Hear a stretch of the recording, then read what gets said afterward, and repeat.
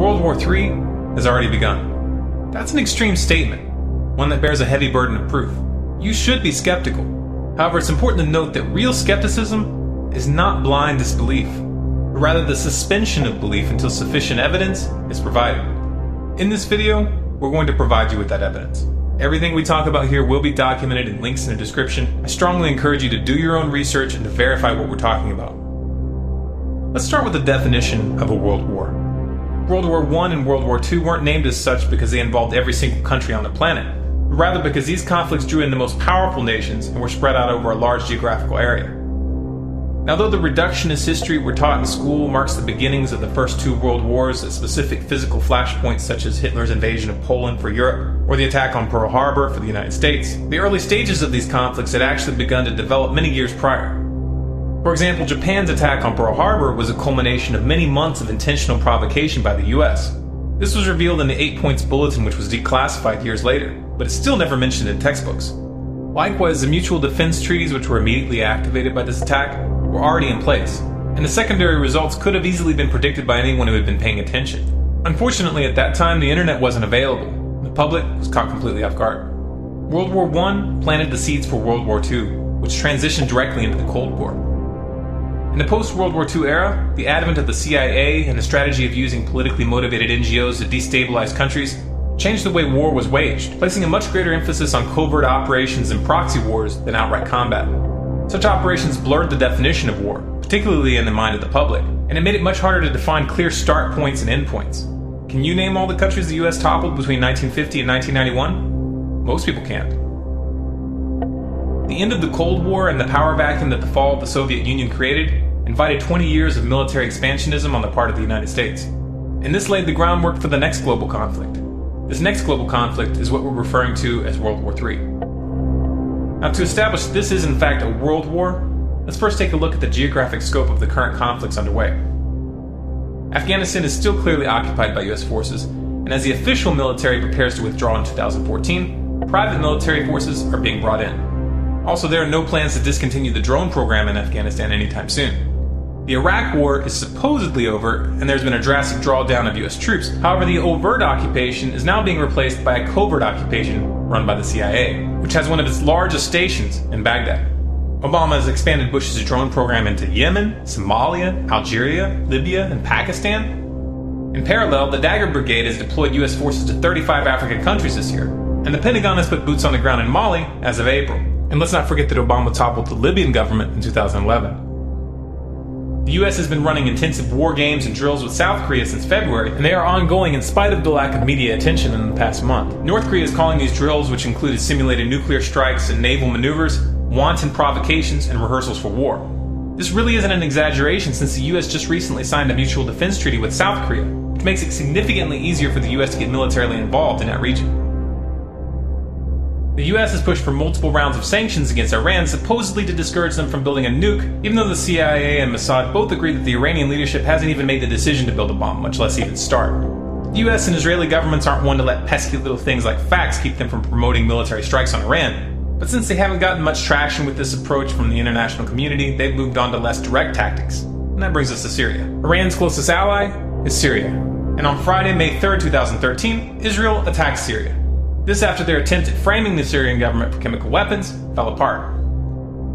The US has been stepping up its material support for the Syrian rebels, though they still publicly claim that they aren't supplying them with weapons. This is just a public relations smokescreen. On May 26, Lebanon was attacked by NATO-backed insurgents due to Hezbollah's support for the Syrian government. Russia has taken a firm stand against US, NATO, and Israeli attempts to topple the Syrian government, and is still planning to send a shipment of S-300 anti-aircraft missiles to the country. In response, Israel's President Netanyahu reportedly warned Putin that Moscow's sale of the sophisticated missile defense system to Assad could push the Middle East into war, and argued that the S-300 had no relevance to Assad's internal battles against rebel groups. This statement, coming right on the heels of the unprovoked Israeli airstrikes on Damascus this month, leaves little doubt as to what these missiles are intended for and why Israel is angry. Of course, Netanyahu doesn't like this. He wants to be able to continue attacking Syria with impunity. Now, this past week, Russia moved a group of warships from their Pacific fleet into the Eastern Mediterranean for the first time in decades to, quote, protect Russia's interest in the region. This move counters the US naval presence, which has built up in the area over the past several years. Both of these moves are direct statements about their intentions regarding Syria and Iran. This is only a rough summary of the early stages of this conflict. Much is being left out here. But this should be enough to establish this is indeed a world war. Now as for the players, how are they divided? Who's allied with who? On one side we have China, Russia, Iran, North Korea, Syria, and a handful of nations in South America. The role of the South American nations in this conflict has been strictly economic, but as we'll discuss later, economics is central in this crisis. On the other side, we have the United States, Israel, and NATO, which includes most of Western Europe, Saudi Arabia, Qatar, and a handful of others. So clearly the most powerful nations in the world are involved. If tomorrow a direct war between the United States and Russia were to break out, this would mark the official beginning of World War III.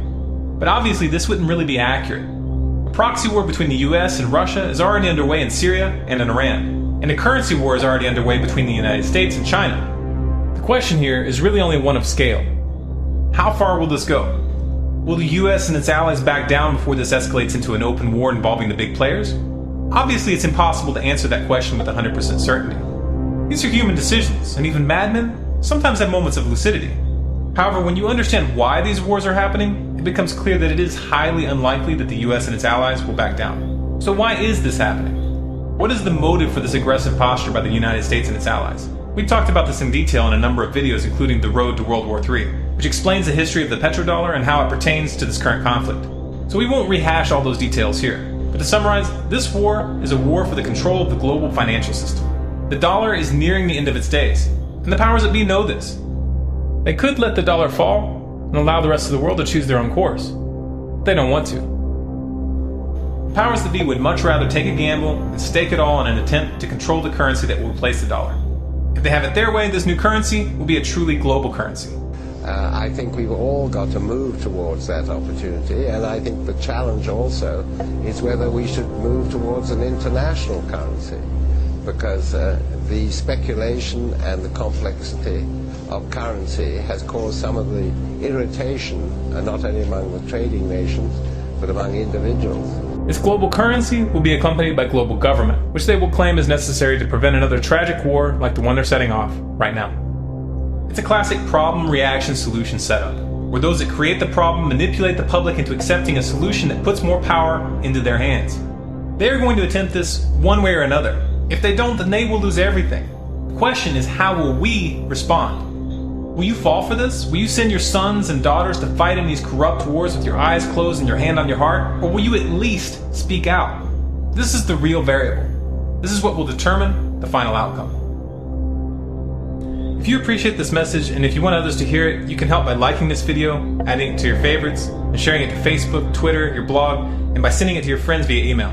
If you'd like more videos like this, subscribe to Storm Clouds Gathering on YouTube. For updates and bonus content, be sure to follow us on Facebook at facebook.com/stormcloudsgathering, on Twitter at Collapse Updates, and our website is stormcloudsgathering.com.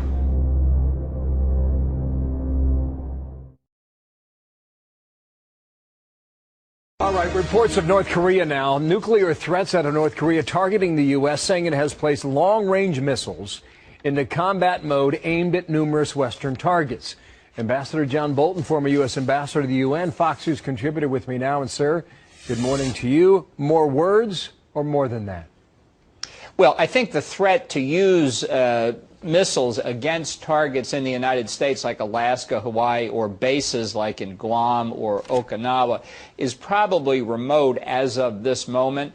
But make no mistake, the North Koreans are getting closer to making those threats a reality, and their ability to hit closer targets in Japan or South Korea can't be dismissed. I think the most immediate concern is that with all this belligerent talk, there is a risk of North Korea taking some provocative action, sinking a South Korean ship as they did a little over a year ago, or doing something that could get us very quickly into a larger confrontation. This is a very dangerous regime. It is not rational in our terms, and even though their more extravagant threats are not realistic, you have to take this kind of thing seriously. Let me pick up on the point you make, because they have threatened in the past and they have acted on those threats, especially when it comes to their South Korean neighbor down here across the 38th parallel, Japan off to the east. But specifically for Western targets, American targets, they've talked about Guam, they've talked about Hawaii, they've talked about certain Western American cities that we can show you on the map here in just a moment once it pulls up here. You know, whether you apply truth to this or not, Mr. Ambassador, It is fair to say that they cannot take a nuclear warhead and put it on a rocket, but they can take a long-range rocket and perhaps, aim at Anchorage or Seattle, or more likely out here, Honolulu, Hawaii, or Guam. Is that the more likely scenario when it comes to the United States? Well, I think that is possible now. Now, people say, well, why would they do anything so foolish? The United States would retaliate overwhelmingly. It would be a disastrous mistake for South Korea to do it. That's only if you think North Korea's leadership is just as rational as we are. It's called mirror imaging. It's a real problem at the State Department. You're a reasonable guy. You think the people on the other side of the negotiating table are reasonable? Not necessarily. And it's the kind of Hitler in the bunker mentality that has pervaded the North Korean leadership's thinking over the years that really should worry us. It shows why the continuation of the regime itself in North Korea is a problem that we need to be addressing really just as much as the nuclear capability they're seeking. And we've addressed this too just in the past 10 days or so. I mean, this is a long-range missile, animation here behind us here from North Korea. If that were to launch, we have just taken more anti-missile batteries and moved them now to the West Coast. Initially, they had been planned. They were canceled by the current administration, and now they have reversed course. Would that serve logic in order to prevent a possible hit on the western part of the U.S.? Well, I think we should have done it. We should have deployed these missiles in 2009 when they were originally scheduled, and although there was great fanfare for that announcement, they won't actually be deployed until 2017. But it's intended to protect innocent American populations against this kind of threat from rogue states. It's why we need a much more robust national missile defense capability than the Obama administration's planning, and we need, as our military has done, overflying North Korea recently, to have the capability to respond, to try to deter this irrational regime. But it's not a place we should want to be. I think our objective here should be the elimination of the North Korean regime, the peaceful reunification of the peninsula. We've said that's our policy since 1945. We need to act on it. One more point here. They shelled an island 3 years ago, killed 4 people. They're responsible for killing 46 sailors when they sank a South Korean naval ship. But back to your first answer, you believe that action is more likely, if any, at this time? Yeah, in both those cases, the South Korean government, even though it was under relatively conservative president at the time, took no retaliatory action. Opinion in South Korea was very negative on the lack of retaliation. So you've got a newly elected president in South Korea now. If there's another incident like that, killing South Korean military personnel or civilians, I think the pressure for retaliation would be high. And that's how a miscalculation on North Korea's part could get us into something very, very serious with American troops there on the peninsula. Thank you, sir. John Bolton. Mr. Ambassador from Washington. The North Korean video shows the White House in the crosshairs, the U.S. Capitol blowing up. The latest messages posted by the North Korean government online, a further sign of what the U.S. worries is an increasingly unpredictable Kim Jong-un, the North Korean leader who threatens war with the United States and South Korea.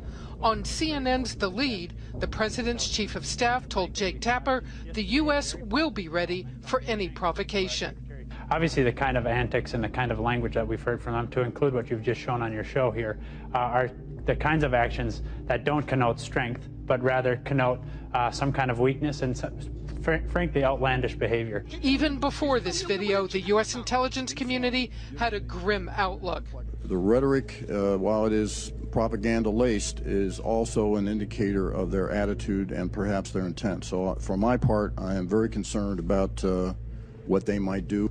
The latest video is full of images of the North Korean military. The announcer says the fuse of nuclear war is slowly burning. The fuse of nuclear war is slowly burning. And that there will be, quote, no warning of North Korean plans. The sheer threat that they would openly threaten a nuclear attack against the United States is problem enough. But their military movements along the DMZ, the demilitarized zone in North Korea, a whole new set of problems for us. The White House is taking all of this very seriously because the U.S. cannot predict if and when threats might become a military confrontation. So you have a 28-year-old leader who is trying to prove himself to the military, and the military eager to have a sable rattling for their own self-interest. And the combination of that is proving to be very, very deadly. Jesus Christ is coming back for his church. The Bible says in Matthew chapter 24, verse 42, "Watch therefore, for you do not know the hour your Lord is coming." I want you to know, church, that Jesus Christ could come this month, or he might come next week, or he could even come...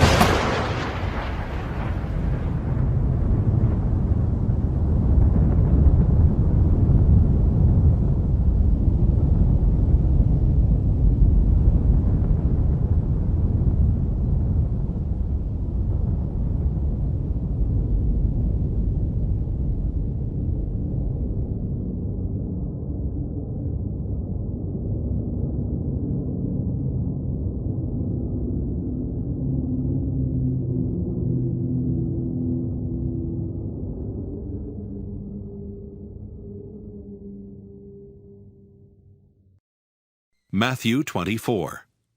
Immediately after the tribulation of those days shall the sun be darkened, and the moon shall not give her light, and the stars shall fall from heaven, and the powers of the heavens shall be shaken.